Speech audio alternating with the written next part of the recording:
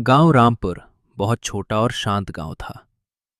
दिन में यहां खेतों में काम करने वाले लोग, खेलते बच्चे और चाय की दुकानों पर बैठकर बातें करते बुजुर्ग दिखाई देते थे। लेकिन रात होते ही गांव का माहौल बिल्कुल बदल जाता था।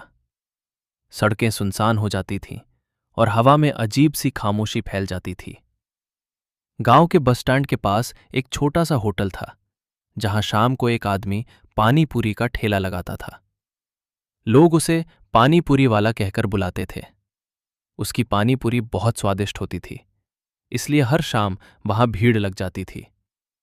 लेकिन उस पानी पूरी वाले के बारे में एक सच्चाई थी जिसे बहुत कम लोग जानते थे।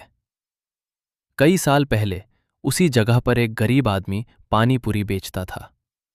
उसका नाम मोहन था। मोहन बहुत मेहनती और ईमानदार आदमी था। वो हर दिन सुबह से तैयारी करता और शाम को होटल के बाहर अपना ठेला लगा देता। गांव के लोग उससे खुश रहते थे, क्योंकि वो कम पैसे में भी भरपेट पानी पूरी खिलाता था। होटल का मालिक रघुवीर बहुत लालची आदमी था। उसे मोहन की बढ़ती लोकप्रियता पसंद नहीं थी। होटल में लोग कम आने लगे थे, क्योंकि बाहर मोहन की पानी पूरी ज्यादा मशहूर हो गई थी। रघुवीर को लगता था कि मोहन उसके होटल का धंधा खराब कर रहा है। एक रात जब गांव में तेज बारिश हो रही थी और सड़क पर कोई नहीं था, रघुवीर चुपके से बाहर आया। मोहन अपना ठेला समेट रहा था। रघुवीर ने बहाने से उसे होटल के पीछे बुलाया। वहां अंधेरा था और बारिश की आवाज के अलावा कुछ सुनाई नहीं दे रहा था। कुछ ही देर बाद वहां भयानक चीख सुनाई दी। अगली सुबह लोगों ने देखा कि मोहन गायब था। उसका ठेला भी वहीं पड़ा था, लेकिन मोहन का कोई पता नहीं चला। गांव वालों ने बहुत खोजा, लेकिन वो कभी नहीं मिला। धीरे धीरे लोग उस बात को भूल गए। कुछ महीनों बाद रघुवीर ने उसी जगह पर नया पानीपुरी वाला रख दिया। लेकिन उसके बाद अजीब घटनाएं शुरू हो गईं। रात के समय कई लोगों ने देखा कि होटल के सामने एक आदमी पानीपुरी का ठेला लगाए खड़ा है। उसका चेहरा धुंध में छिपा रहता था।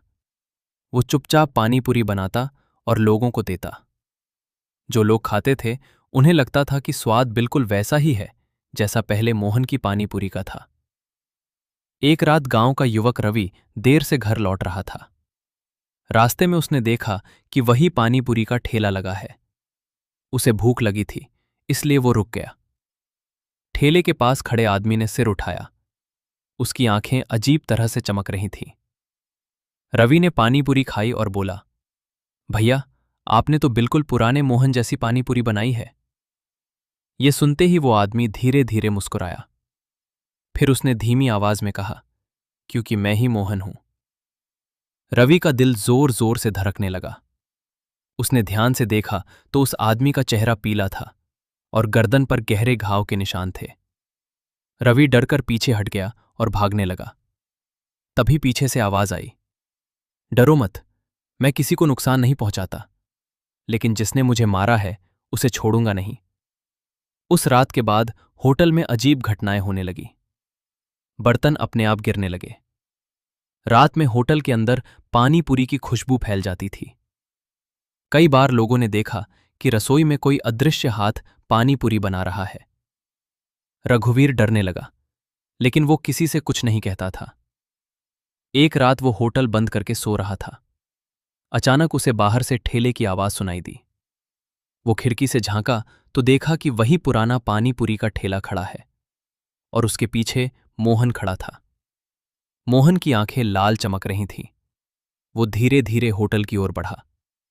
दरवाजा अपने आप खुल गया। उस रात होटल से भयानक चीखें सुनाई दी।